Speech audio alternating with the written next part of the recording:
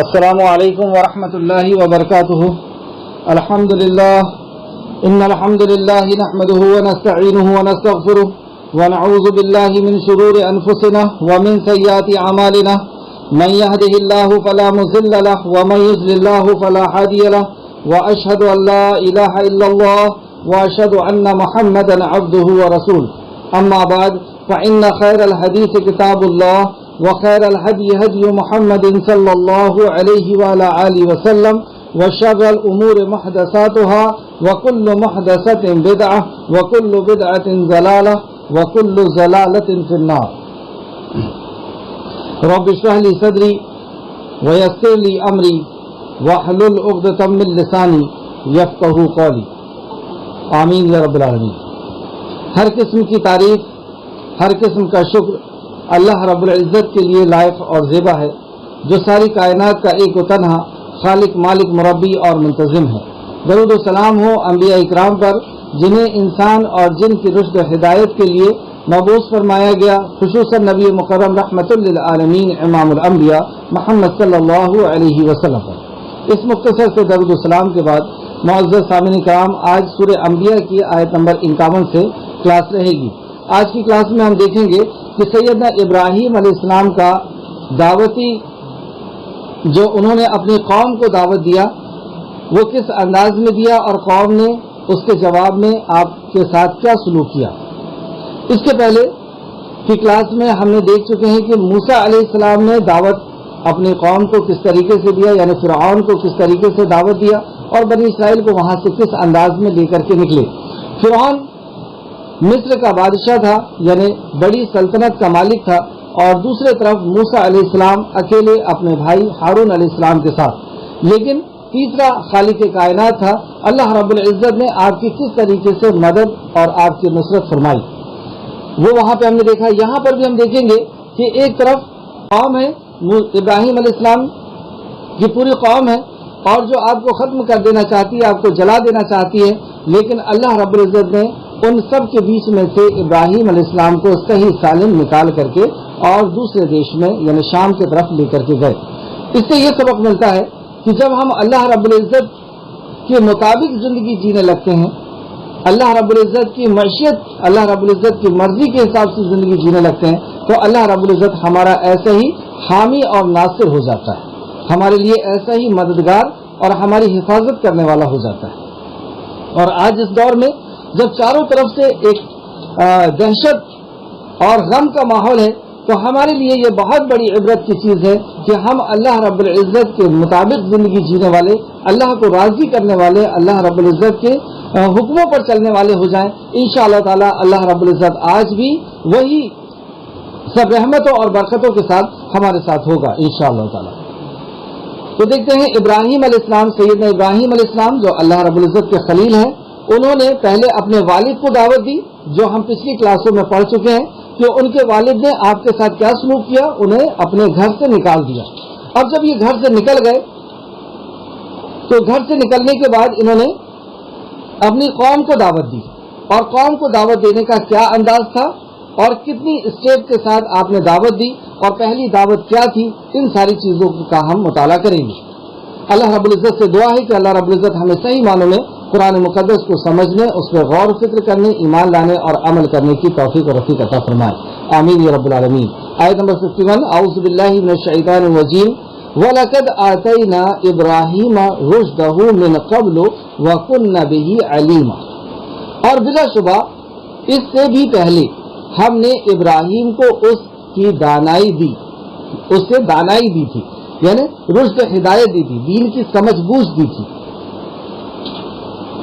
اور اس دین کی سمجھ بوجھ کا جو نتیجہ ہے وہ اب آپ کے سامنے آ رہا ہے۔ سب سے پہلے اللہ رب العزت نے فرمایا، اور بلا شبہ اس سے بھی پہلے ہم نے ابراہیم کو، اس سے بھی پہلے ہم نے ابراہیم علیہ السلام کو اس کی دانائی دی تھی، یعنی دین کی سوجھ بوجھ عطا کی تھی۔ جیسے آپ ایک اور آیت میں دیکھ سکتے ہیں، سورہ انبیاء آیت نمبر 83 کے اندر، سورہ انبیاء آیت نمبر 83، اور یہ ہماری دلیل تھی، یعنی حجت کا پورا ہونا، اور یہ ہماری دلیل تھی جو ہم نے ابراہیم علیہ السلام کو ان کی قوم کے مقابلے میں عطا کی تھی۔ تو ابراہیم علیہ السلام کے پاس اللہ رب العزت کی طرف سے آئی ہوئی وحی کا علم تھا، اللہ رب العزت کی معرفت تھی، اللہ رب العزت کی پہچان تھی، آخرت کے بارے میں خبر تھی اور آخرت کا یقین تھا. یہ ساری چیزوں کی بنیاد پر اللہ کے نبی حضرت ابراہیم علیہ السلام نے ان کے سامنے دعوت توحید پیش کی.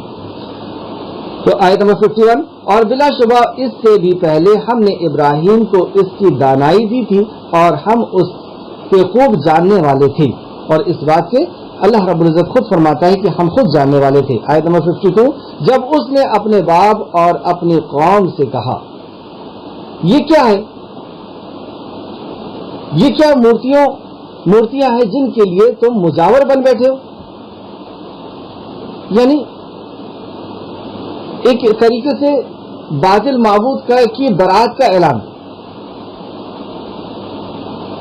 یہ کیا ہے؟ یہ مورتیاں ہیں، یہ بت ہے جن کی تم اللہ رب العزت کے علاوہ ان کے مجاور بن بیٹھے ہو، یعنی ان کی عبادت کرنے لگے ہو. اور اس کے پہلے بھی ہم دیکھ چکے ہیں کہ وہ اپنے والد کو یہ سمجھاتے ہیں کہ نہ یہ سنتے ہیں، نہ دیکھتے ہیں، نہ بولتے ہیں، نہ پکڑتے ہیں. اس طریقے سے ان کی بیزاری کا یعنی ان کی بے بسی کا بھی یاد دہانی کراتے ہیں یا انہیں یقین دلاتے ہیں کہ یہ کیا کر رہے ہیں آپ خود جانتے ہیں اور قوم سے بھی اسی انداز میں کہہ رہے ہیں. یہ کیا بتوں کے تم مجاور بن بیٹھے ہو، ان کی عبادت کرتے ہو. تو یہاں سے ہمیں پتہ چلا کہ سب سے پہلے آپ نے نفی کی، باطل معبود کی نفی، جھوٹے معبود کی جن کی عبادت کی جاتی ہے اس کی نفی. جیسے نبی صلی اللہ علیہ وسلم نے کہا لا الہ، کوئی الہ نہیں، کوئی عبادت کے لائق نہیں. یعنی جو 360 مجسمے تم نے خانہ کعبہ کے اندر بت رکھ دیے ہو، یہ کوئی بھی عبادت کے لائق نہیں. اور یہی بات سب سے زیادہ نفرت کی وجہ بنی کہ تم یہ کیوں کہتے ہو جو ہمارے باپ دادا کی جو ہماری صدیوں سے چلا آ رہا ہے اور ہم ان کی عبادت کر رہے ہیں اور یہ ہماری مشکلوں کو دور کرتے ہیں. کوئی پانی دیتا ہے، کوئی اولاد دیتا ہے، کوئی فصلوں کی حفاظت کرتا ہے، کوئی فلاں کرتا ہے، کوئی فلاں کرتا ہے. اور دو چیزیں ہوا کرتی ہے اصل میں ان بتوں کے ساتھ، اس لیے ان کو طاغوت بھی کہا گیا. ایک تو ان کی پرستش ہوتی ہے، عبادت کے اندر دو چیزیں ہوا کرتی ہیں، توحید الوہیت، توحید عبادت کے اندر ایک تو پرستش اور دوسری اطاعت. تو گویا کہ ان کے مطابق ان کے زندگی کے کام ہوا کرتے تھے، ان کا قانون ہوا کرتا تھا کہ شادی اس طریقے سے ہوگی، موت میت اس طریقے سے ہوگی، کسی نے اگر کوئی کرائم کر لیا تو اس کو یہ سزا دی جائے گی. یہ سارا سسٹم ان کا جو بنا ہوا تھا وہ بدھ کا نام لے کر کے خود بنا لیا کرتے تھے اور پھر اسی کے مطابق وہ زندگی جیتے بھی تھے اور اس کی پھر وہ عبادت بھی کرتے تھے. یعنی پرستش بھی اسی کرتے تھے اور اطاعت بھی اسی کی کرتے تھے، حالانکہ وہ خود ہی اس کو بناتے بھی تھے اور اس کے قانون کو خود ہی لکھ لیا کرتے تھے. تو اس کا جب اعلان نبی صلی اللہ علیہ وسلم کیا لا الہ، کوئی عبادت کے لائق نہیں، پھر کہا الا اللہ، مگر اللہ رب العزت کے، تو پہلے نفی کی پھر اس بات کیا. اور یہی کلمہ بھی ہے کہ اسی طریقے سے ہم بھی اسلام کے اندر داخل ہوتے ہیں جب تک ہم باطل معبود کا انکار نہ کر دیں. اللہ کے علاوہ جتنوں کی بھی عبادت ہوتی ہے ان کا جب تک ہم انکار نہ کر دیں اور پھر اس کے بعد اللہ کا اقرار کریں، تب جا کر کے ہم دائرے اسلام کے اندر داخل ہوتے ہیں. تو ابراہیم علیہ السلام نے سب سے پہلی جو دعوت پیش کی وہ باطل معبود کا انکار کیا، یعنی نفی کی. وہ کہنے لگے، جب آپ نے نفی کی تو وہ بھڑک کر کے کیا کہتے ہیں، وہ کہنے لگے ہم نے اپنے باپ دادا کو انہی کی عبادت کرتے ہوئے پایا ہے. اپنی گمراہی یا اپنی غلط روش کا جو دلیل انہوں نے پیش کی، تو دلیل تو کچھ قرآن و حدیث سے تھی نہیں، یعنی آسمانی کتاب سے تو کوئی دلیل نہیں تھی. جبکہ جس دن سے انسان اس زمین کے اندر آیا ہے اللہ رب العزت نے اس کی رشد ہدایت کے لیے انبیاؤں کا سلسلہ چالو کر دیا، اپنی کتابوں کا سلسلہ چالو کر دیا.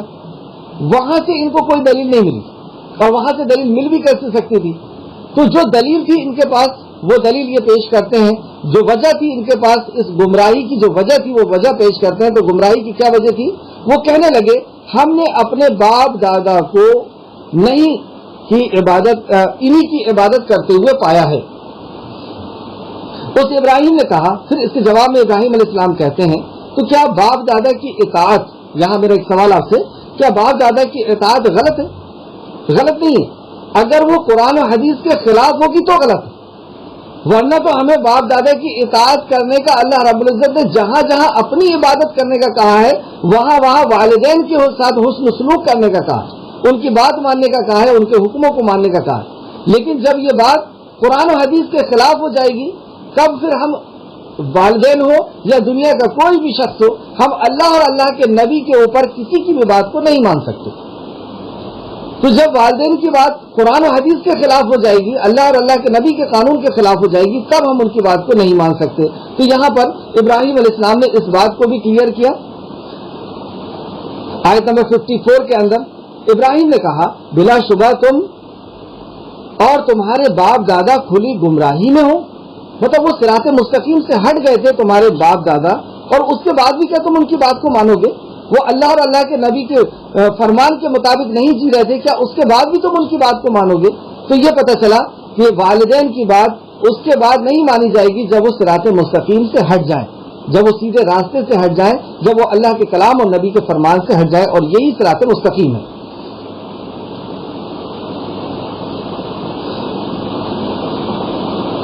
ان کے شرک کا کی جو وجہ انہوں نے بتائی، یعنی یہ کہہ لیجئے کہ گمراہی کی وجہ انہوں نے بتائی، آیت نمبر 53، وہ کہنے لگے ہم نے اپنے باپ دادا کو انہی کی عبادت کرتے ہوئے پایا۔ تو آپ دیکھیں گے گمراہی کی 4 وجہ اکثر و بیشتر قرآن نے بیان کیا ہے اللہ رب العزت نے۔ اس میں سے ایک وجہ یہ ہے کہ ہم یہ کام اس لیے کرتے ہیں کیونکہ دلیل نہیں ہے، اللہ کے کلام سے کوئی دلیل نہیں، نبی کے فرمان سے کوئی دلیل نہیں، تو وہ یہ کہتے ہیں کہ ہم نے اپنے باپ دادا کو یہ کرتے چلے آئے اس لیے ہم یہی کریں گے، اب وہ صحیح تھے غلط تھے اس سے ہمیں لینا دینا نہیں۔ تو ایک وجہ گمراہی کی یہ بنتی ہے کہ باپ دادا کی اندھی آنکھ بند کر کے ان کی بات کو ماننا، صحیح ہو یا غلط ہو اس سے کوئی لینا دینا نہیں، وہ جو بھی بدعت بتائے، جو بھی اللہ رب العزت کے علاوہ کسی اور کی عبادت، نبی کے علاوہ کسی اور کی اطاعت، نبی کے علاوہ کسی اور سے محبت زیادہ، یہ گمراہی کی وجہ۔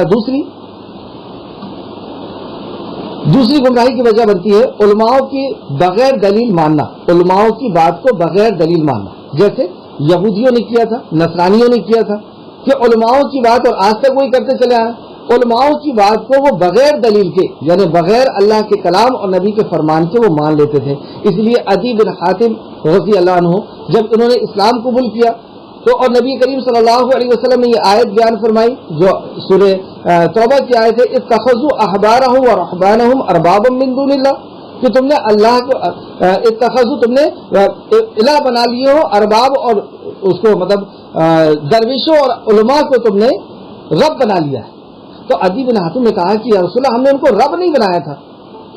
تو عدی بن حاتم کے نزدیک بھی عبادت وہ صرف پرستش کو سمجھ رہے تھے۔ تو نبی کریم صلی اللہ علیہ وسلم نے خود اس کی تفسیر کی، اور جس آیت کی تفسیر خود نبی کریم صلی اللہ علیہ وسلم کرتے، کیا اس آیت کو پھر کسی تفسیر کی ضرورت ہے؟ تو نبی مکرم نے فرمایا کیا تم ان کے حلال کو حلال اور ان کے حرام کو حرام نہیں جان لیتے تھے؟ یعنی جو انہوں نے کہہ دیا قرآن و حدیث کے خلاف، اللہ کی وحی کے خلاف، تم اس کو مان نہیں لیتے تھے؟ یہ مان لینا ہی ان کی عبادت ہے، گویا کہ یہی گمراہی کی وجہ ہے۔ تو کسی کی بھی بات ہو، کوئی بزرگ ہو، کوئی استاد ہو، کسی کی بھی بات ہو، ہمیں انہیں ادب اور احترام سے اس کی دلیل ہمیں لینا چاہیے۔ اگر ہم دلیل نہیں لے رہے ہیں اور خدا نخواستہ وہ بات اگر قرآن و حدیث کے خلاف ہو گئی تو ہمارا عمل بھی غلط ہو جائے گا، اور یہ ہمارے لیے حشر کے میدان میں حجت نہیں بنے گی۔ اللہ رب العزت تو یہ کہے گا کہ تم نے جو عمل کیا تھا اس عمل کی دلیل پیش کرو، یعنی اس عمل میں وہ شرائط تھی یا نہیں، اور شرائط کیا ہے؟ ایمان، اخلاص اور نبی کا طریقہ۔ تو اللہ کی رضا کے لیے تم نے کیے تھے یا نہیں کیے تھے، ایمان تھا یا نہیں تھا کہ اس میں آخرت میں اللہ رب العزت اجر دے گا، اور نبی کا طریقہ تھا یا نہیں تھا، یہ نہیں وہاں پہ پوچھی، وہاں یہ ہم نے کہہ کے نہیں بچ سکتے کہ فلاں نے ہم کو بتایا تھا، فلاں نے ہم کو بتایا تھا، ہمیں خود اس کی تحقیق کرنا ہوگا۔ تیسری وجہ جو گمراہی کی بنتی ہے کہ لوگ یہ کہتے ہیں اکثریت یہ کر رہی ہے، مطلب زیادہ لوگ یہ کر رہے ہیں، تو زیادہ لوگ یہ کر رہے ہیں مطلب یہ صحیح، جبکہ قرآن میں آپ دیکھیں گے بارہا اللہ رب العزت نے یہ فرمایا ہے کہ اکثریت جو ہوتی ہے وہ گمراہ ہوتی ہے، اکثریت ایمان نہیں لاتی، اکثر اللہ رب العزت کے نافرمان ہوتے ہیں، اور کم ہی لوگ ہیں جو اللہ پر ایمان لاتے ہیں اور جنت میں جانے والے ہیں۔ اور ویسے بھی ایک حدیث جس میں نبی کریم صلی اللہ علیہ وسلم نے فرمایا کہ آدم علیہ السلام کو اللہ رب العزت نے حکم دیا کہ اپنی پشت سے اپنی اولاد میں سے 1000 میں سے ایک کو جنت میں لے کر کے جاؤ. تو اس سے پتہ چلا کہ جنت میں جانے والے 1000 میں سے ایک ہے. تو اکثریت جو ہوتی ہے وہ گمراہ ہوا کرتی ہے، لیکن لوگوں کی یہ دلیل ہوتی ہے کہ زیادہ لوگ یہ کام کر رہے ہیں گویا کہ یہ صحیح. چوتھا، اپنی نفس کی بات کو ماننا، اپنی عقل، اپنے لاجک، اپنی سوچ، اس کو بڑا کرنا، اپنے دل میں جو آ رہا ہے وہ کرنا، یعنی نفس کی عبادت کرنا. تو یہ 4 چیز ہوتی ہے جو انسان کی گمراہی کی ہوتی ہے. اور ہدایت کیا ہے؟ قُلْ اهْبِطُوا مِنْهَا جَمِيعًا وَيَأْتِيَنَّكُم مِّنِّي هُدًى فَمَن تَبِعَ هُدَايَ فَلَا خَوْفٌ عَلَيْهِمْ وَلَا هُمْ يَحْزَنُونَ. کہ تم سب زمین پہ اتر جاؤ، جب کبھی میری ہدایت آئے تو جو اس ہدایت کی اتباع کرے گا اسے کوئی خوف اور غم نہیں ہوگا. اس قسم کی اور بھی بہت ساری جگہ اللہ نے فرمایا کہ اطیعوا اللہ واطیعوا الرسول ولا تبطلوا اعمالکم، اللہ کی اطاعت کرو، اللہ کے نبی کی اطاعت کرو اور اپنے عمل کو برباد مت کرو. اس قسم کی 30 آیتیں تقریباً اللہ نے اللہ اور اللہ کے نبی کی اطاعت کے تعلق سے فرمایا. اور اس طریقے سے اطاعت کرو، 3 جگہ یہ بھی فرمایا اس طریقے سے اطاعت کرو جس طریقے سے صحابہ کرام نے اطاعت کر کے دکھا دی. ایک پریکٹیکل ہمارے سامنے آ گیا. صحابہ جو کامیاب ہو گئے، جن کو رضی اللہ عنہ و رضوا عنہ کہہ دیا گیا، ان کی زندگی ہمارے سامنے آ گئی کہ ان کے طریقے سے جیسے انہوں نے اطاعت کی اس طریقے سے قرآن حدیث کی اطاعت کر کے تم بھی کامیاب ہو جائے. تو یہ گمراہی کی وجہ جو ابراہیم علیہ السلام کی قوم نے ابراہیم علیہ السلام سے بیان کی، اس میں ایک اور نقطہ پتہ چلتا ہے کہ باپ دادا یہ کرتے چلے آئے تو ہم بھی یہی کریں گے. اس سے ایک بہت اہم نقطہ ہمیں یہ پتہ چلتا ہے کہ ہماری اولاد اگر گمراہ ہو رہی ہے تو اس کی وجہ ہم، کیونکہ اولادیں باپ دادا کے طریقے پہ ہوا کرتی ہیں. اس لیے نبی مکرم نے کہا کہ پہلا مدرسہ ماں کا گود ہے. پھر کہا قوا انفسکم واہلیکم نارا قودھا الناس والحجارہ، بچاؤ اپنے آپ کو اور اپنے اہل و عیال کو جہنم کی آگ. ہر اولاد اپنے ماں باپ کو ہی دین کے معاملے میں کاپی کرتی ہے. تو اگر ہمارا دین غلط ہو گیا یا ہم نے دین کا صحیح طریقے سے عمل نہیں کیا تو اسی طریقے سے وہ بھی عمل کریں گے. کہنے سے نہیں ہوتا، ہمیں جو کرتے ہوئے ہماری اولاد دیکھتی ہے وہی وہ عمل کرتی ہے. اللہ ہم سب کو توفیق عطا فرمائے کہ ہم صحیح طریقے سے دین پر عمل کریں تاکہ ہماری اولاد بھی اسی پر عمل پیرا ہو. آیت نمبر 55، انہوں نے کہا کیا تو ہمارے پاس حق لایا ہے؟ جب ابراہیم علیہ السلام نے یہ کہا کہ تم باپ دادا کی تقلید کرو، باپ دادا کی پیروی کرو گے بغیر دلیل کے، بغیر وہ اگر گمراہ تھے تو کیا تم بھی اسی کی پیروی کرو گے؟ تو انہوں نے کہا کیا تو ہمارے پاس حق لایا ہے یا کھیلنے والوں میں سے ہے؟ یعنی تو ہم سے اسی طریقے سے کھیل کی باتیں کر رہا ہے یا تو واقعی حق لے کر کے آیا؟ اس نے کہا، یعنی ابراہیم علیہ السلام نے کہا، آیت نمبر 56، ابراہیم علیہ السلام نے کہا بلکہ تمہارا رب آسمانوں اور زمین کا رب ہے جس نے تمہیں پیدا کیا. اب اس بات پہلے نفی کی گئی کہ اللہ کے علاوہ، اس خالق کے علاوہ کوئی نہیں، پہلے نفی کی گئی کہ تمہارے جو معبود ہیں جن کی تم عبادت کرتے ہو، یہ کس کی عبادت کرنے میں تم لگ گئے ہو؟ ایک بتوں کی عبادت جو نہ دیکھتے ہیں، نہ سنتے ہیں، نہ بول سکتے ہیں، نہ تمہاری ضرورت کو پوری کر سکتے ہیں. یعنی نفی کی گئی باطل معبود کی، اور اب حقیقی معبود کا تعارف کرایا گیا اس کی پیدا کی ہوئی چیز کو دکھا کر کے. رب کا مطلب یہی ہوتا ہے جو خالق ہو، مالک ہو اور مدبر ہو. عربی ہے نا اصل میں، تو ہمیں تو عربی لینگویج سے ہمیں آشنائی نہیں ہے، اس وجہ سے ہم لوگ اس بات کو نہیں سمجھ پاتے ہیں. یہاں پہ رب کہہ کر کے توحید ربوبیت کی پوری دعوت پیش کر دی گئی. رب جیسی کہا تو ان کے سمجھ میں بات آ گئی جو عربی جاننے والے ہیں، تو رب کہہ دیا یعنی وہی ہمارا خالق ہے، پیدا کرنے والا ہے، ضرورت پوری کرنے والا ہے، حفاظت کرنے والا ہے. مالک بھی وہی ہے، کسی اور کی ملکیت میرے جسم کے اوپر، میری عزت کے اوپر، میرے رزق کے اوپر کسی اور کی ملکیت نہیں. اور پھر وہ مدبر ہے، پلان بھی میری زندگی میں جو تقدیر کا فیصلہ کرتا ہے وہ بھی کرنے والا وہی ہے. وہ رب ہے جس کی عبادت کی جائے. پھر سے دیکھیں ابراہیم علیہ السلام نے اپنے رب کا تعارف کس طریقے سے پیش کیا. اس ابراہیم علیہ السلام نے کہا بلکہ تمہارا رب آسمانوں اور زمین کا رب ہے جس نے تمہیں پیدا کیا. تو اللہ کی مخلوق کو دکھا کر کے خالق کا یقین یا خالق کی معرفت پیش کی جا رہی ہے کہ تمہارا رب تو وہ ہے، یہ رب نہیں ہو سکتا. یہ تمہیں بنانے والا, تمہاری حفاظت کرنے والا, تمہاری ضرورت اور تمہارا مالک اور تمہارا مدبر یعنی تمہارا پلان کرنے والا یہ نہیں ہو سکتا. تمہارا رب تو وہ ہے جو آسمان اور زمین کا رب ہے, جس نے زمین اور آسمان کو پیدا کیا. تو یہ اس بات تھا, پہلے نفی ہوئی پھر اس بات ہوئی کہ رب اللہ رب العزت کو بنانا ہے جو آسمان اور زمین کا ہے. تیسری دعوت, یہ دوسری دعوت تھی, تیسری دعوت, اور میں اس پر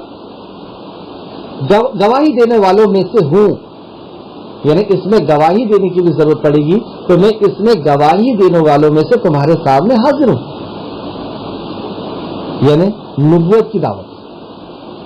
تو آپ نے دیکھا پہلے نفی ہوئی پھر اس بات ہوا توحید کا, اور پھر رسالت کی دعوت آپ نے پیش کی کہ میں گواہی دینے والا ہوں یہ ساری باتوں کی جو میں تمہارے سامنے دلیلیں پیش کر رہا ہوں, یعنی اللہ رب العزت کی معرفت کے بارے میں جو بتا رہا ہوں. تم نے تو اپنی معرفت کے لیے, تم نے تو اپنے دین پر عمل کرنے کے لیے باپ دادا کا سہارا لیا کہ ہم باپ دادا کو یہ کرتے ہوئے چلے آئے تھے اس لیے ہم یہ کر رہے ہیں.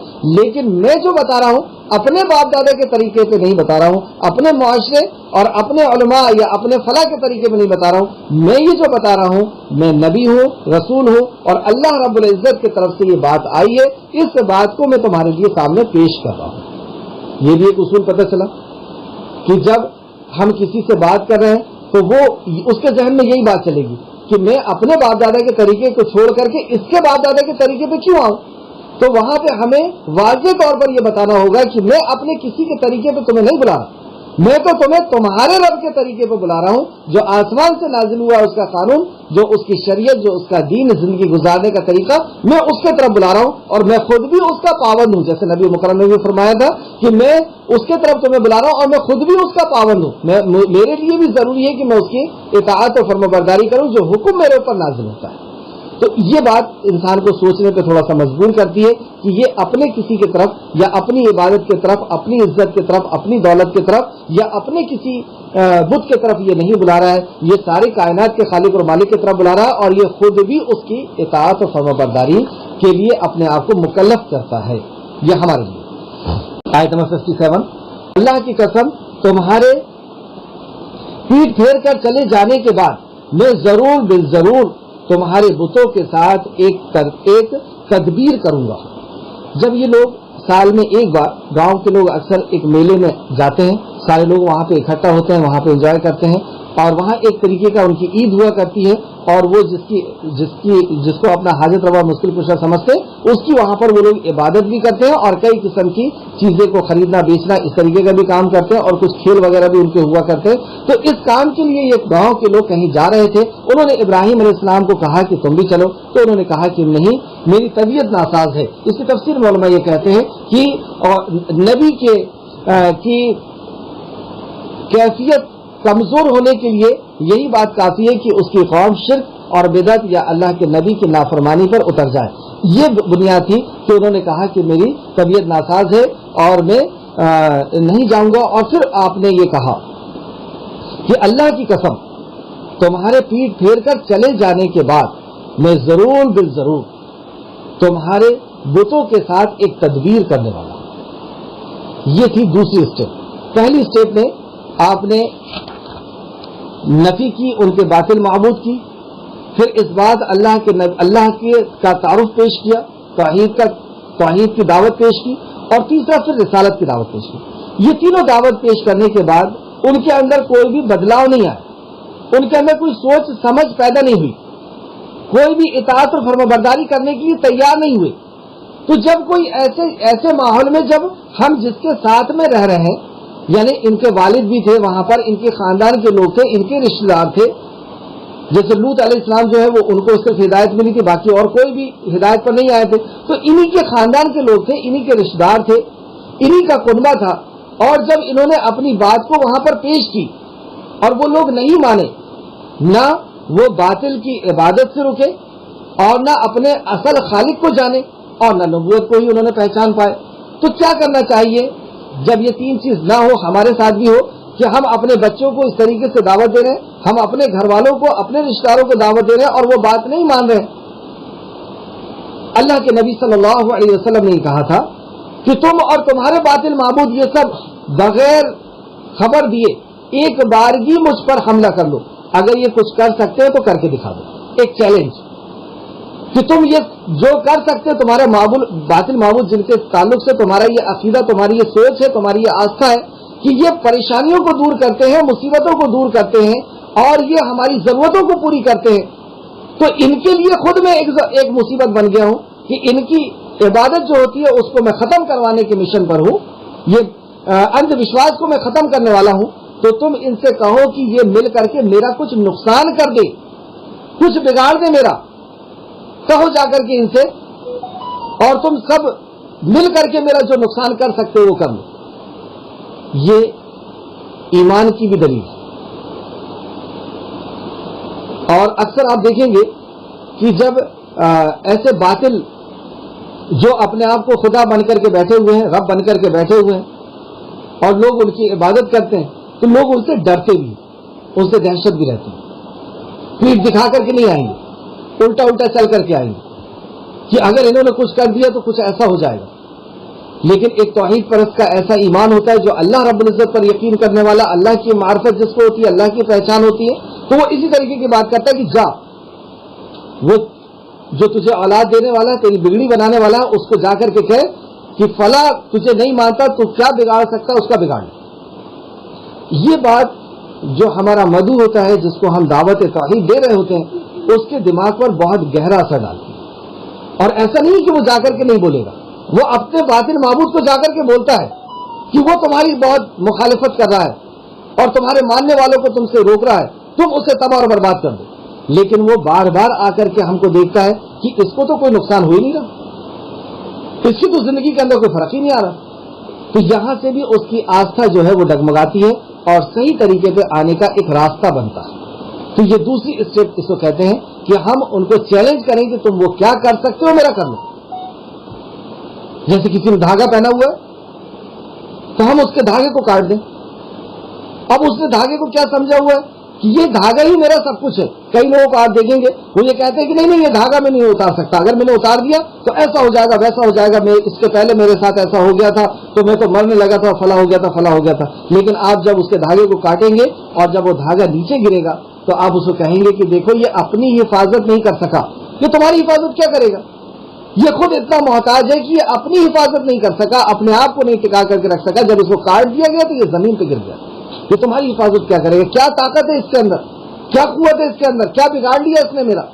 تو اسی طریقے سے ابراہیم علیہ السلام نے کہا کہ اللہ کی قسم تم جاؤ اور تم اللہ کے علاوہ جو حقیقی خالق اور مالک ہے، جو عرش عظیم کا رب ہے، جو زندگی اور موت کا دینے والا ہے، جو زمین اور آسمان سے تمہارے لیے رزق نکالتا ہے، جس نے کان، آنکھ اور دل دیا، اس کے ساتھ اتنی غداری کہ اس کی تم تصویر بناؤ اور جیسی چاہو ویسی بناؤ، جیسی چاہو آنکھ بناؤ، جیسا چاہو پیر بناؤ، جیسا چاہو منہ. استغفر اللہ استغفر اللہ. اس قدر بغاوت. تو جاؤ تم، میں دیکھتا ہوں ان کو. اور پھر جب یہ گاؤں وہاں سے لوٹے، جب یہ چلے گئے اور ابراہیم علیہ السلام پھر وہاں پہ اکیلے تھے، تو یہ اس جگہ پر جو عبادت خانہ تھا اس عبادت خانے میں پہنچے اور انہوں نے کیا کیا؟ آیت نمبر 58 میں اللہ فرماتا ہے پھر اس نے ان کے بڑے کے سوا ان سب کو ٹکڑے ٹکڑے کر ڈالا تاکہ وہ اس کے طرف رجوع کریں، تاکہ وہ لوٹے اس کے طرف، تاکہ وہ غور و فکر کریں کہ یہ تو اپنی بھی حفاظت نہیں کر سکتے، یہ تو خود بول نہیں سکتے ہیں، بچ نہیں سکتے، بھاگ نہیں سکتے، تو وہ رجوع کریں. یہاں دونوں معنی ہو سکتے ہیں کہ ابراہیم علیہ السلام کی طرف اس کو سمجھنے کے لیے، اس سے باس پوس کرنے کے لیے، یا اللہ رب العزت کی بھی معرفت کو وہ حاصل کریں. نبی کریم صلی اللہ علیہ وسلم نے بھی ایسے ہی کیا. جب فتح مکہ ہوئی تو مکہ فتح ہونے کے بعد دیکھیے یہ جو بت کی بات بار بار آ رہی ہے، اس کو بھی ایک جگہ کلیئر کرتے ہوئے چلوں میں. اور اس سے پہلے بھی یہ بات ہو چکی ہے کہ خانے مکہ کے اندر کے جو لوگ تھے وہ کس مذہب کے ماننے والے، کس دھرم کے ماننے والے تھے؟ وہ دین ابراہیم کے تھے، یعنی مسلم تھے. اور وہ نماز روزہ حج زکات بھی کرتے تھے. اور خانے کعبہ کے اندر جو بت تھے وہ کس کے تھے؟ وہ نبیوں اور ولیوں کے تھے. یہ بات بھی کلیئر ہوگی. اور نبی کریم صلی اللہ علیہ وسلم جب مکہ کو فتح کیے، جب فاتح مکہ ہوئے، یعنی مکہ کے جب آپ بادشاہ ہوئے، تو ایک بادشاہ کا سب سے پہلا حکم اور سب سے پہلا عمل کیا تھا؟ ہمارے یہاں کوئی بادشاہ بنتا ہے تو ایک بڑا سا راج سنگھاسن اس کے لیے بنایا جاتا ہے، ایک مکٹ بنایا جاتا ہے، پھر فلاں ہوتا ہے فلاں ہوتا ہے. لیکن اسلام میں کیا چیز ہے؟ نبی کریم صلی اللہ علیہ وسلم نے اپنی زندگی کے ہر موڑ پر توحید کو ہی مقدم رکھا. آپ جب فاتح ہوئے مکہ کے، یہ بہت بڑی شان تھی اور یہ بہت بڑی کامیابی تھی حق کی، اور یہ آپ نے کہا بھی تھا وَجَاءَ الْحَقُّ وَزَهَقَ الْبَاطِلُ إِنَّ الْبَاطِلَ كَانَ زَهُوقًا. اور اپنے عصا سے ایک بادشاہ کا سب سے پہلا حکم، ایک فاتح کا سب سے پہلا عمل یہ تھا کہ آپ نے اپنے عصا مبارک سے، آپ نے اپنی لاٹھی سے بتوں کو توڑنا شروع کر دیا اور یہ کہا جاء الحق وزهق الباطل ان الباطل كان زهوقا. حق آ گیا اور واحد باطل تو نگو ہونے والا، ختم ہونے والا، برباد ہونے والا ہی. اور پہلا آرڈر حضرت علی کو کہا کہ اللہ کے علاوہ جس کسی کی بھی عبادت ہوتی ہے اسے توڑ کر کے ختم کر دیا جائے. تو باطل کو انہوں نے توڑ دیا ابراہیم علیہ السلام نے. اور جب ان کے خاندان کے لوگ، ان کے گھرانے کے لوگ لوٹ کر کے میلے سے آئے تو وہ کہنے لگے اس نے ہمارے معبود کے ساتھ، اب جب یہ لوگ لوٹ کر کے آئے تو ان کا ایک طریقہ ہوا کرتا ہے، مشرک سب ایک جیسی ہوا کرتے ہیں اصل. تو ان کا یہ طریقہ ہوا کرتا تھا ابراہیم علیہ السلام کی جو قوم تھی کہ جب بھی یہ میلے سے آتے یا کسی باہر سے یا بڑے سفر سے لوٹ کر کے آتے تو پہلے اپنے عبادت خانے میں جاتے، انہیں بتوں کی عبادت خانے میں جاتے اور وہاں سے پھر وہ حاضری لگا کر کے پھر اپنے گھر آتے. آج بھی آپ دیکھیں گے کہ مشرکوں کا یہی طریقہ ملے گا. جب یہ باہر سے آتے ہیں، یہاں تک کہ خانے کعبہ سے آئیں، خالق کائنات کے دربار سے بھی آتے ہیں، تو یہ مشرک پہلے گھر نہیں آتے، پہلے وہاں حاضری دیتے. تو ایسے ہی انہوں نے کیا کہ یہ وہاں پر پہنچے اور جب دیکھا انہوں نے کہ پورے بت جو ہے وہ ٹوٹے پھوٹے پڑے ہوئے، تو وہ کہنے لگے اس نے ہمارے معبود کے ساتھ کس نے ہمارے معبود کے ساتھ یہ حال کیا ہے، حالانکہ وہ ضرور ظالموں میں سے ہے. مطلب جس نے یہ حرکت کیا وہ تو واقعی ظالم ہے، بہت بڑا گنہگار ہے، بہت غلط کام کر دیا اس نے. یہ کیسے کر دیا؟ یہاں پر ایک نقطہ میں آپ کو دیتا ہوں. چلو، اگر کوئی توحید پرست ایسا کام کرے اور ہم ایسا کہنے لگے تو ہم ایسا نہیں کہہ سکتے. اگر کوئی ایمان والا ہے تو ایسا نہیں کہہ سکتا، یعنی دائی کے کسی بھی انداز پر آپ اس کو ٹوک نہیں سکتے. اسے پتا ہے کہ کب کس وقت کیا مجھے اسٹیپ لینا ہے. ان کی خاندان کے لوگ تھے نا، ان کے گھر والے لوگ تھے، انہی کا گاؤں تھا، انہی کا معاشرہ تھا. ہمارے گھر کے اندر کوئی اگر ایسا کرے گا تو ہم ویسی اسٹیپ لیں گے اس کے ساتھ جس کے اوپر ہمارا اقتدار ہے، ہماری اولاد ہو، ہماری بیوی ہو. اگر وہ ایسا کرے تو ہم اسی طریقے سے سخت اسٹیپ لے سکتے ہیں. تو وہ کہنے لگے ہاں باہر ایسا نہیں کرنا، کیونکہ باہر نبی کریم صلی اللہ علیہ وسلم کی بھی ایسی سنت مکی زندگی کے اندر نہیں ملتی. مدنی زندگی کے اندر کیونکہ آپ نے صحابہ اکرام کے دلوں سے اس چیز کو نکال دیا، خود صحابہ اکرام نے پھر اس کو تہو بالا کیا، اس کو ختم کیا. تو گاؤں کے لوگوں نے جب اپنے معبودوں کے ساتھ یہ سلوک دیکھا کہ اسے توڑ پھوڑ دیا گیا ہے تو اس نے کہا کہ یہ کس نے حرکت کی اور وہ بہت بڑا ظالم ہے. بات کہنے لگے، مطلب انہی میں سے کچھ لوگ آگے بڑھے اور وہ کہنے لگے ہم نے ایک نوجوان کو ان کا ذکر کرتے ہوئے سنا تھا، اسے ابراہیم کہا جاتا ہے. یہ کام بس وہ ایک ہی شخص کر سکتا ہے. اس کا ذکر کرتے ہوئے ہم نے اسی سے سنا ہے کہ یہ سنتے نہیں ہیں، دیکھتے نہیں ہیں، بولتے نہیں ہیں. مطلب ان کی حقیقت کو کھولنے والا وہ ایک شخص ہے. وہ مخالف ہے اس بات کا کہ ہم ان کی عبادت کریں. وہ اس بات سے نفرت کرتا ہے، چڑھتا ہے. اسی نے یہ حرکت کی ہوگی، اسی نے توڑا ہوگا. اور پچھلی آیت میں بھی ہم پڑھ چکے ہیں، آیت نمبر 57 میں، کہ انہوں نے تو قسم بھی کھائی تھی کہ تم جاؤ میں ان کے ساتھ تدبیر کرتا ہوں، دیکھو میں ان کا کیا حال کرتا ہوں. آیت نمبر 61 انہوں نے کہا پھر تم اسے لوگوں کی آنکھوں کے سامنے لے آؤ تاکہ وہ گواہ رہیں. اب وہاں پہ جو بادشاہ اور جو وہاں کے ذمہ داران تھے، جو سردار تھے، انہوں نے کہا کہ لے کر کے آؤ اب ابراہیم کو، اور تاکہ سب گواہ ہو اور اس کا جرم جو ہے وہ سامنے آ جائے اور سب کے سامنے اس کو سزا دی جائے. اب ابراہیم علیہ السلام ان سب کے سامنے حاضر ہو گئے. آپ دیکھ رہے ہیں کیا کیفیت ہوگی.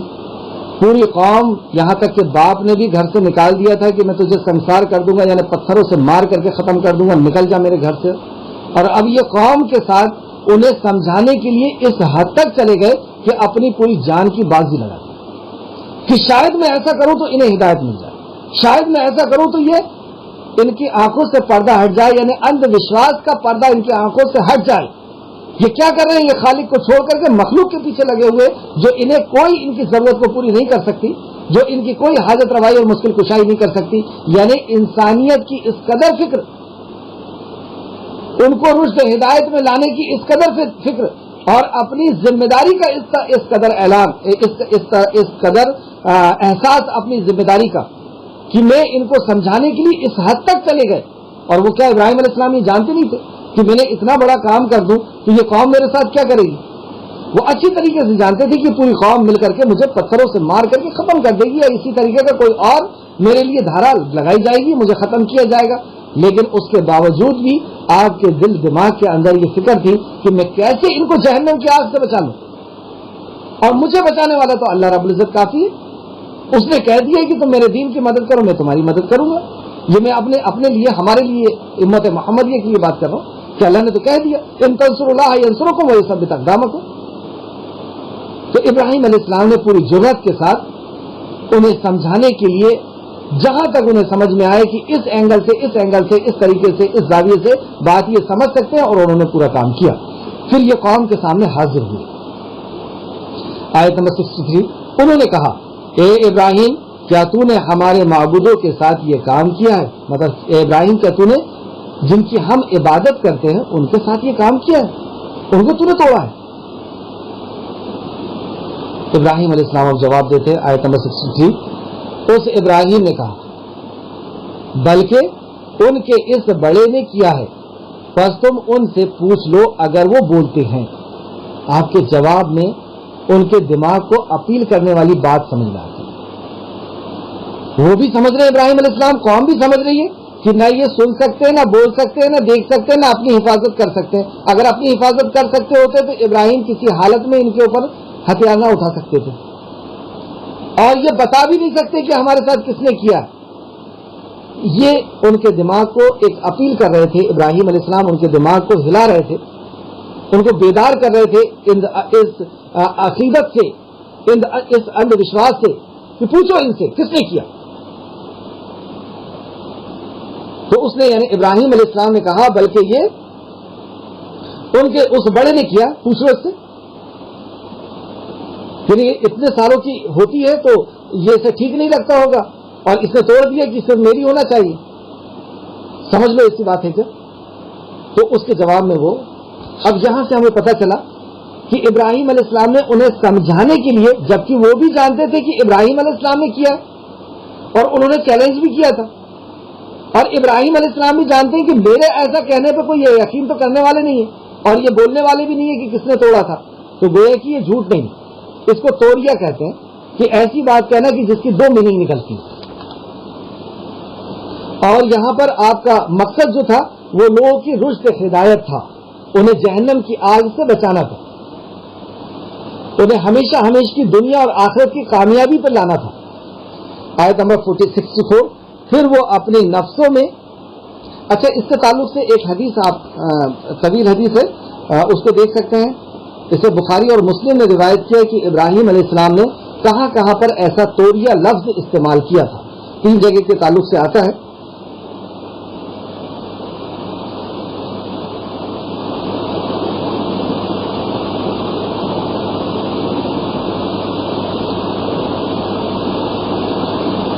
بخاری شریف حدیث نمبر 3358 2217 6950, اور مسلم نے بھی اس کو روایت کیا ہے 2371, اور اس کے آگے پیچھے آپ کو اور بھی حدیثیں اس تعلق سے مل جائے گی انشاءاللہ. آیت نمبر 64, پھر وہ اپنی نفسوں میں لڑتے ہوئے کہنے لگے. اب وہ مطلب شرمندہ ہوئے, انہوں نے سمجھ لیا کہ واقعی ہم غلطی پر ہیں, واقعی ہم ایسے کے پیچھے لگے ہوئے جو اپنی بھی حفاظت نہیں کر سکتے, اور ہمیں بتا بھی نہیں سکتے کہ ان کے ساتھ اس نے کس نے کیا ایسا. تو جو خود اتنے کمزور ہیں, جیسے دوسری جگہ اللہ رب العزت نے فرمایا, اگزامپل دیتے ہوئے سمجھایا, ایک مکھی کا اگزامپل دیتے ہوئے کہ یہ اتنے کمزور ہیں جو عبادت کرتے ہیں اللہ کے علاوہ کسی مخلوق کی, اور وہ مخلوق کتنی کمزور ہے اور وہ خود کتنے کمزور ہے. مکھی کی مثال دیتے ہوئے اللہ رب نے سمجھایا کہ مکھی ان کے سامنے سے اگر کوئی چیز لے کر کے اڑ جائے تو یہ اپنے سامنے کی یعنی اپنی چیز کو واپس لینے کی بھی طاقت نہیں رکھتے, اسے روکنے کی بھی طاقت نہیں رکھتے. اتنے کمزور ہیں جن کی یہ عبادت کر رہے ہیں. تو یہاں پر یہ لوگ اس بات کو سمجھ گئے, اور کیوں نہ سمجھ میں آئے, اچھی طریقے سے وہ جانتے ہیں کہ ہم نے خود انہیں بنایا ہے, ہم نے خود انہیں تراشا ہے, جیسا چاہے ویسا تراشا ہے. اور انہوں نے کہا بھی کہ کیا یہ کوئی سنتے ہیں کیا یہ دیکھتے ہیں کیا, آپ کیسی بات کر رہے ہیں ابراہیم. تو ابراہیم علیہ السلام نے کہا کہ یہی تو میں کہنا چاہ رہا ہوں, اتنے دنوں سے میں اور کیا سمجھا رہا ہوں. تو آیت نمبر 64 دیکھیں, اس پہ غور کریں. پھر وہ اپنے نفس میں سوچتے ہوئے لوٹے, مطلب وہ اپنے نفس میں لوٹے یعنی سوچنے لگے, وہ غور و فکر کرنے لگے اور کہنے لگے. اب سمجھ تو لیے, حق کی معرفت تو ہوگی, لیکن اس کے بعد کیا کہتے ہیں, بے شک تم ہی ظالم ہو, ماننے کو تیار ہو. کیوں نہیں ہوتا ہے ایک شخص حقیقت کو جان لینے کے بعد ماننے کے لیے تیار کیوں نہیں ہوتا ہے؟ یہ اس کی چند وجوہات ہوتی ہے. سب سے پہلی وجہ اس کو معاشرے کا ڈر ہوتا ہے کہ پوری قوم ایک طرف ہے, اگر میں نے اس میں سے کسی ایک دو کے اگر سمجھ میں بھی آ رہی ہوگی تو وہ یہ سوچ رہا ہوگا کہ اگر میں نے کہہ دیا تو میرے کو بھی ابراہیم کے ساتھ کھڑا کر دیا جائے گا علیہ السلام. تو حق کو قبول اس لیے نہیں کرتا انسان کہ اکثریت کیا کہے گی, میں اس کے خلاف کیسے چلے جاؤں, لوگوں کے خلاف کیسے چلے جاؤں. تو گویا کہ لوگوں کے لیے ہی وہ جیتا ہے, اس کے کپڑے بھی لوگوں کے لیے ہوتے ہیں, اس کا رہنا سہنا, اس کا کھانا پینا, اس کا پورا زندگی گزارنے کا طریقہ لوگوں کے حساب سے ہوتا ہے, اللہ کے حساب سے نہیں ہوتا. اور دوسرا کہ وہ اپنی نفس کو بڑا سمجھتا ہے, اپنے آپ پہ تکبر کرتا ہے اور نبیوں کا انکار کرتا ہے. اور بھی کچھ وجوہات ہوتی ہے, بہرحال آگے دیکھتے ہیں. تو اس نے کہا تم ہی ظالم ہو. آج بھی جب ہم توحید کی دعوت پیش کرتے ہیں تو ہمیں کہا جاتا ہے کہ تم گمراہ ہو, تم بھٹک گئے ہو راستے سے, تم نے باپ دادا کی دین کو چھوڑ دیو, تم گمراہ ہو گئے. تو یہ مشرکوں کا انداز ابراہیم علیہ السلام اور ان کے پہلے سے یعنی انسانیت کا یہ انداز ہی رہا کرتا ہے. اگر وہ مشرک ہے تو سارے مشرک ایک طرح کی بات کرتے ہیں, توحید پرست ایک طریقے کی بات کرتے ہیں, منافق ایک طریقے کی بات کرتے ہیں. آیت نمبر 65. پھر وہ مشرکین کے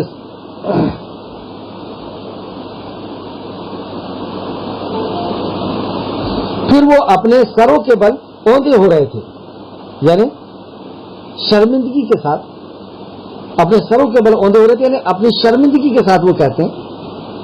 اور کہا بلا شبہ تو جانتا ہے کہ یہ بولتے نہیں. اللہ اکبر, وہ خود یہ کہہ رہے ہیں کہ تم ظالم ہو ابراہیم, اور تم جانتے نہیں ہو کہ یہ بولتے نہیں. شرمندگی بھی ہے اپنے اندر, کیونکہ اللہ رب العزت دل کی کیفیت کو جانتا ہے. تو اللہ رب العزت یہاں بیان کرتا ہے کہ وہ اپنے سروں کے بل اوندے ہو رہے تھے, یعنی وہ اپنے دماغ پر لعنت کر رہے تھے, یا یوں کہہ لیجیے شرمندہ ہو رہے تھے. اور اس کے باوجود بھی یہ کہتے ہیں کہ ابراہیم کا تم جانتے نہیں کہ یہ بولتے نہیں. ابراہیم علیہ السلام کو موقع ملا تو انہوں نے اور سمجھایا ہوگا. یہاں لیکن آیت نمبر 66 میں آتا ہے, اس ابراہیم نے کہا, اور یہ بہت ہی جامع ترین آیت, اسے آپ اپنے کیلنڈر میں یا اپنے لکھنے کی جگہ میں نوٹس بورڈ کے اندر لکھ کر کے رکھیں, تاکہ آتے جاتے ہم اس کو پڑھ کر کے ہم اپنے ایمان کو مضبوط کریں. دیکھیے کتنے جامع کلمات اللہ رب العزت نے اس کے اندر بیان فرمایا ہے. ابراہیم علیہ السلام نے کہا کیا پھر تم اللہ کے سوا اس کی عبادت کرتے ہو. اللہ کی سوا اس کی عبادت, اللہ کے سوا کون آ گیا یہاں پر؟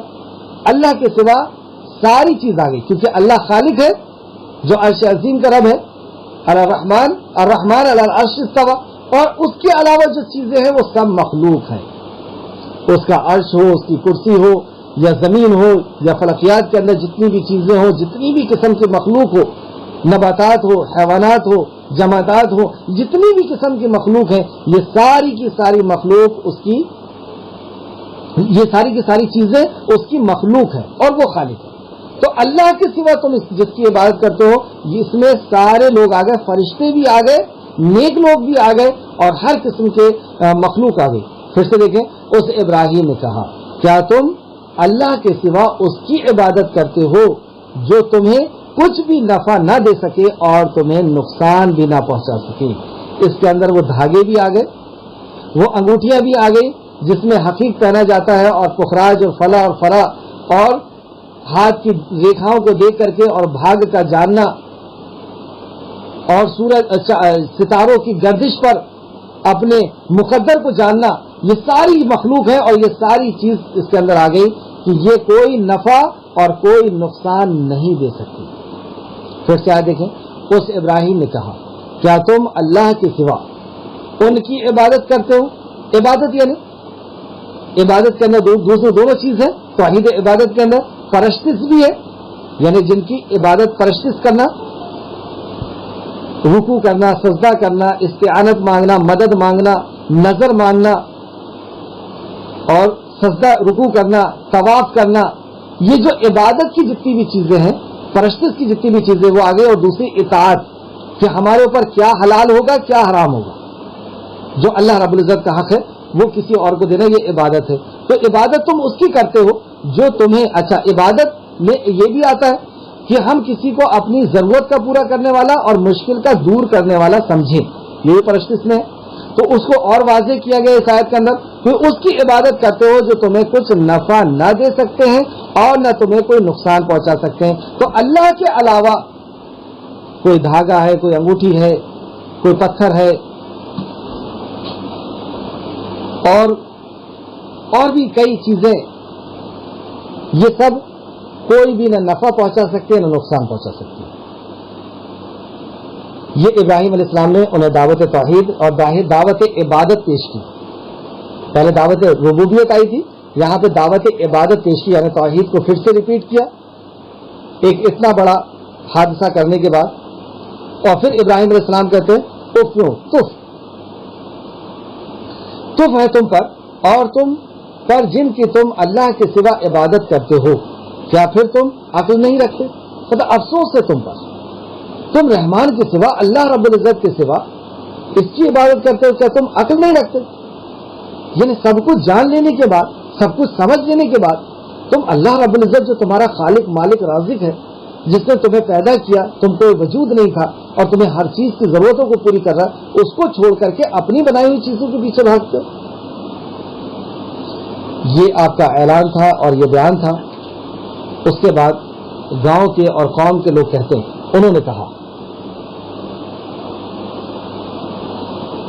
اگر تم کچھ کرنے والے ہو تو اس ابراہیم کو جلا دو، اللہ، اور اپنے معبودوں کی مدد کرو۔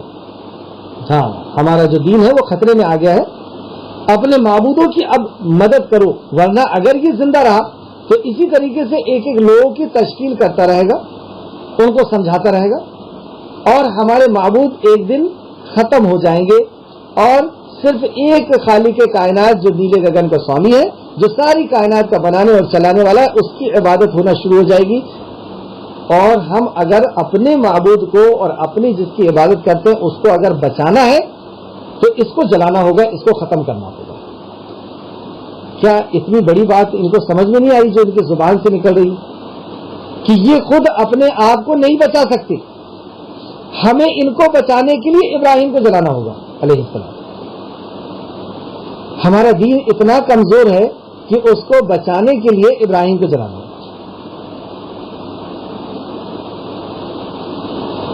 تو اب یہ اسٹیٹمنٹ جب آیا گاؤں کے مکھیاؤں کا، سرداروں کا، اور ایسی ہوا کرتا ہے، گاؤں کا اپنا ایک نظام ہوا کرتا تھا، اس کا ایک اپنا جو مکھیا ہے وہی بادشاہ ہے۔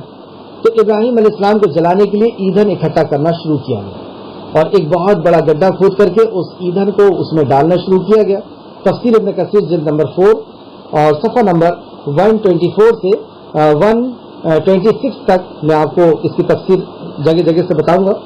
تو ابراہیم علیہ السلام کو جلانے کے لیے اب آگ کا ایندھن اکٹھا کرنا، یعنی جلاؤ چیزیں اکٹھا کرنا شروع کیا گیا، جس کے اندر لکڑیاں بھی تھی اور بھی دوسری چیزیں تھی۔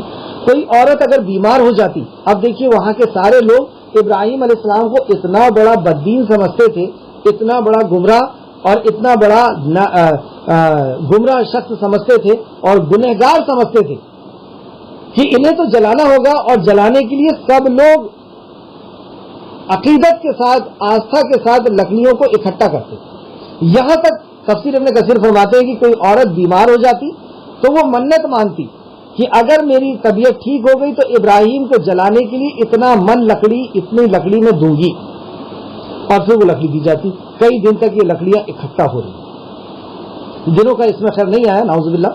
لکڑیاں اکٹھا ہو رہی، لیکن تفسیر سے ایسا سمجھ میں آتا ہے کہ لکڑیاں اکٹھا ہو رہی تھی، اتنی بڑی لکڑیاں تو کچھ وقت ضرور لگا ہے اس سے. اب جب لکڑیاں اکٹھا ہوئی تو اس کے اندر آگ سلگائی گئی. اب آگ کے شعلے اس طریقے سے نکلنے لگے کہ لوگ اس کے قریب جانے میں ڈرنے لگے. تو ایک منجلک بنائی گئی، ایک اوزار دوسرے دیش سے بلوایا گیا، اور اس کے ایک پڑنے میں ابراہیم علیہ السلام کو رکھ کر کے اچھالا گیا، یعنی منجلک جیسا گلیل کی طرح، اور ابراہیم علیہ السلام کو ڈالنے کی کوشش کی جا رہی ہے.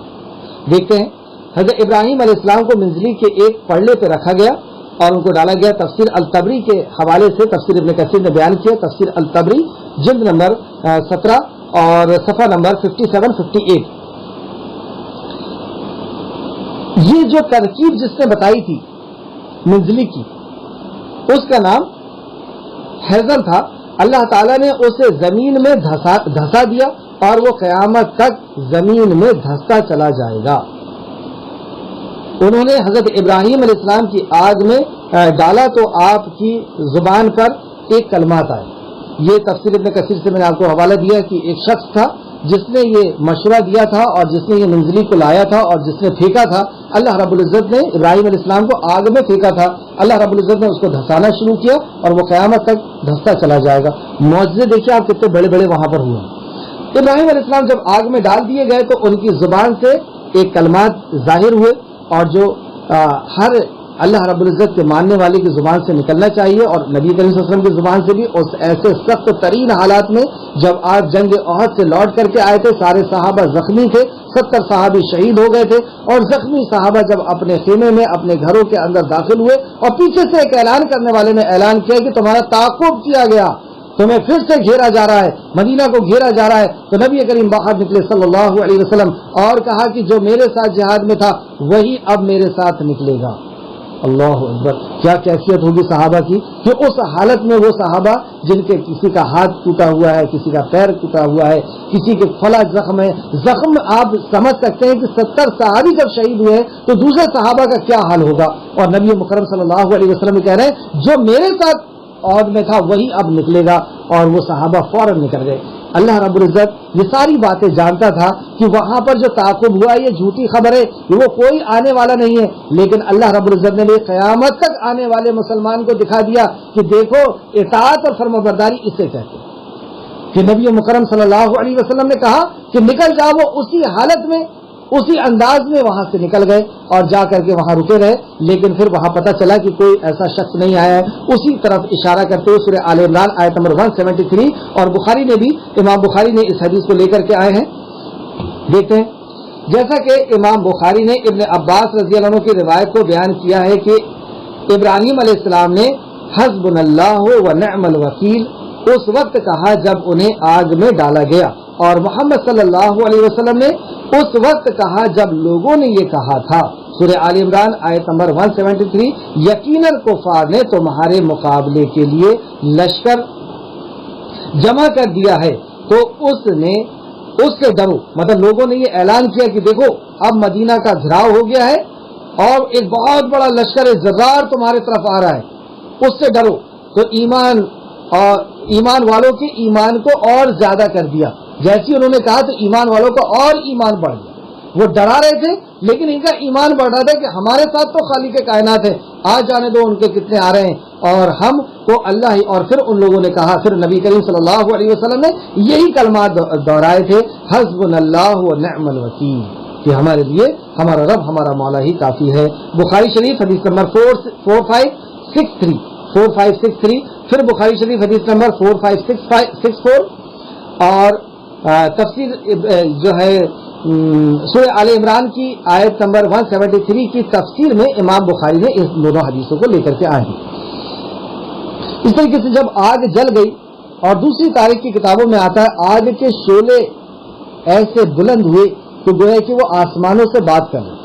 ایک محاورہ ہے، یعنی اس قدر آگ نکلی کہ اوپر سے اگر کوئی پرندہ بھی نکل کر کے جاتا تو وہ جھلس کر کے اس کے اندر گر جاتا. ایسی شدید آگ، اس آگ میں اب ڈالے گا کون؟ تو یہ مشورہ کیا گیا اور دوسرا آدمی جو باہر سے آیا تھا اس نے منجلک کے ذریعے سے ابراہیم علیہ السلام کو اس کے اندر ڈالا، اور جب ڈالا ابراہیم علیہ السلام کو تو ابراہیم علیہ السلام بھی پورے اطمینان اور سکون کے ساتھ کہ میرے رب کا تو میرے ساتھ وعدہ ہے، اور کیا کہتے ہیں حسبنا اللہ نعم الوکیل، میرے لیے اللہ ہی کافی ہے اور وہ بہت اچھا کارساز۔ ایک اور حدیث دیکھتے ہیں جو تفسیر الطبری نے روایت کیا ہے اور تفسیر ابن کثیر نے اس کو نقل کیا۔ ابن عباس سے بھی یہی مروی ہے کہ جب ابراہیم علیہ السلام کو آگ میں ڈالا گیا تو بارش کے خازن یعنی بارش کے فرشتے نے کہنا شروع کیا کہ مجھے کب بارش برسانے کا حکم دیا جائے گا کہ میں اسے برسا دوں، لیکن اللہ تعالیٰ کا حکم اس سے کہیں تیز رفتار تھا اور وہ یہ تھا، سبحان اللہ، ابراہیم علیہ السلام کی جب آگ بھڑکائی گئی تو دیکھیے زمین و آسمان بھی سکتے کے اندر کہ اللہ کے خلیل کے ساتھ یہ حرکت کی جائے، اور آگ کا تو ایک اپنی کیفیت کے ساتھ اللہ رب العزت نے آگ کو پیدا کیا کہ اس کے سامنے جو آئے گا اس کو جلا کر کے رکھ دے گی۔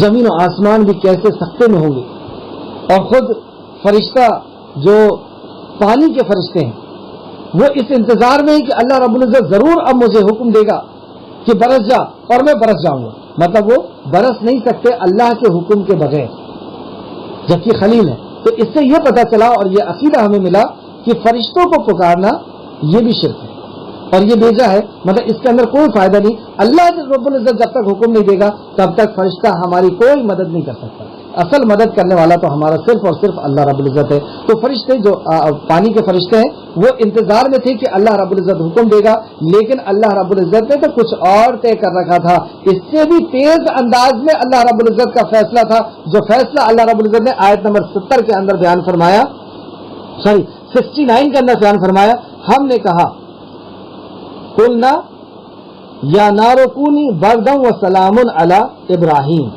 تو اللہ رب العزت نے آرڈر دیا ابراہیم علیہ السلام کی آگ کو، اس آگ کو کہ ابراہیم کے لیے تو بردم اور سلامن ہو جا، یعنی ٹھنڈی ہو جا، سلامتی کے ساتھ ہو جا۔ تو ابن عباس فرماتے ہیں کہ اگر اللہ رب العزت یہ نہ کہتا بردن کے ساتھ ساتھ سلام علی نہیں کہتا تو آگ اتنی ٹھنڈی ہو جاتی کہ ابراہیم علیہ السلام کو اس سے نقصان ہوتا، لیکن جب اللہ نے سلامہ کہا یعنی سلامتی والی ہو جا تو ایسی ٹھنڈی ہوئی کہ ابراہیم علیہ السلام کو کوئی نقصان نہیں، اور باہر سے لوگوں کو آگ جلتی ہوئی دکھ رہی۔ یہ یقین اور عقیدہ صحابہ کا بھی آیا تھا، اور جب ان طریقے کی آیتوں کو پڑھتے تھے تو ان کا یقین بھی ویسے ہی بن جاتا تھا کہ تلواریں چمک رہی ہیں، لیکن خالد بن ولید کا یقین ہے کہ یہ مجھے کاٹ نہیں سکتی، جیسے ابراہیم علیہ السلام کو آگ نے جلا نہیں سکتی جب تک اللہ کا حکم نہیں ہو جائے، اور اللہ کا حکم ہو جائے تو ایک تنکا مجھے قتل کر دینے کے لیے کافی ہے، اور جب اس کا حکم ہو ہی جائے گا تو پھر مجھے کوئی بچا بھی نہیں سکتا، اور مقدر تو لکھا جا چکا ہے، قلم تو اٹھ گئی ہے، اب ڈر کس بات کا؟ جو کچھ میرے ساتھ حادثے ہونے ہیں وہ تو میرے رب نے لکھ چکا ہے، اور وہ میرا رب ہے بہتر فیصلہ کرنے والا، اب ڈر کس چیز کا؟ اس لیے آپ دیکھیں گے کہ مومن کے دل کے اندر ڈر نہیں ہوتا، یہ خوف کی ضد ہے، ایمان جو ہے وہ خوف کی ضد، جس دل کے اندر ایمان آ جاتا ہے خوف اس سے نکل جاتا ہے، یعنی باطل کا خوف، اللہ رب العزت کا خوف ہے، جو اللہ سے ڈر گیا ساری مخلوق سے وہ نہیں ڈرتا، وہ بے نیاز ہو جاتا ساری مخلوق سے۔ تو ابراہیم علیہ السلام جب اس آگ کے اندر ڈالے گئے تو اللہ رب العزت نے آگ کو آرڈر دیا، آج آگ کو آرڈر اللہ نے ہی دیا ہے کہ تمہیں جلانا ہے، پانی کو آرڈر دیا پیاس بجھانا ہے، کھانے کو آرڈر دیا بھوک کو مٹانا ہے، تلوار کو آرڈر دیا کہ کاٹ دینا ہے، گولی کو آرڈر دیا کہ ختم کر دینا ہے۔ یہ آرڈر اللہ کے آرڈر پہ چل رہی ہے پوری دنیا۔ اللہ رب العزت نے آگ کو آرڈر دیا کہ تم اسے نہیں جلاؤ گے، آگ ابراہیم علیہ السلام کے لیے سلامتی والی ہو گئی۔ یہ جو باتیں میں نے آپ کو بتایا تفسیر الطبری جلد نمبر 17 اور صفحہ نمبر 58، اور اسی طریقے سے صفحہ نمبر 59 میں بھی طبری جلد نمبر 17 میں، اور تفسیر ابن کثیر نے سنا۔ اسی بیچ میں کیا ہوا کہ جہاں پر دوسرے جو نباتات تھے، یہ حیوانات تھے یعنی جانور وغیرہ تھے، وہ آگ کو بجھانے کی ترکیب کر رہے تھے، لیکن ایک ایسا تھا جس کو ہم لوگ چھپکلی کہتے ہیں، چھپکلی، اس کے تعلق سے چند حدیث دیکھتے ہیں جو امام بخاری نے بھی روایت کیا اور مسند احمد نے بھی روایت کیا ہے۔ سیدنا عائشہ رضی اللہ عنہ بیان کرتی ہیں کہ رسول کریم صلی اللہ علیہ وسلم نے فرمایا چھپکل کو قتل کر دیا کرو کیونکہ وہ ابراہیم علیہ السلام کی آگ میں پھونک مار رہی تھی، یعنی اس کو بھڑکانے میں اسے جلا رہی تھی۔ چنانچہ سیدنا عائشہ رضی اللہ عنہا چھپکل کو مار دیا کرتی تھی۔ تو ماں عائشہ کی یہ سنت بھی ہے کہ وہ چھپکل کو جہاں دیکھتی تھی وہ مار دیا کرتی تھی۔ مسند احمد اور نبی مکرم کا فرمان ہے۔ مسند احمد جلد نمبر 6 اور صفحہ نمبر 200 اور حدیث نمبر 25699 ایک اور بہت آسانی سے یہ حدیث آپ کو مل جائے گی، بخاری شریف کی حدیث ہے۔ بخاری شریف کی حدیث حضرت نبی کریم صلی اللہ علیہ وسلم نے چھپکل کو مار دینے کا حکم دیا اور فرمایا یہ ابراہیم علیہ السلام کی پر پھونک مارتی تھی، یعنی آپ کی آگ کو بھڑکانے کی کوشش کے لیے پھونک مارتی تھی۔ بخاری شریف حدیث نمبر 3359 اس کے اندر ایک اور چیز جو اکثر لوگ بیان کرتے ہیں کہ جبرائیل علیہ السلام آئے اور انہوں نے کہا کہ میں تمہاری مدد کرتا ہوں، تو ابراہیم علیہ السلام نے کہا کہ نہیں چلے جاؤ، میرے لیے اللہ کافی ہے۔ اس قسم کی کوئی روایت میں نے کئی تفسیر دیکھا، اس قسم کی کوئی روایت نہیں ملی۔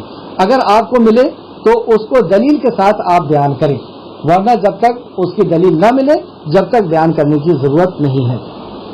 اتنی ہی بات ہمارے لیے کافی ہے جو ہمیں صحیح حدیث کے حوالے سے ملی ابراہیم علیہ السلام کے تعلق سے۔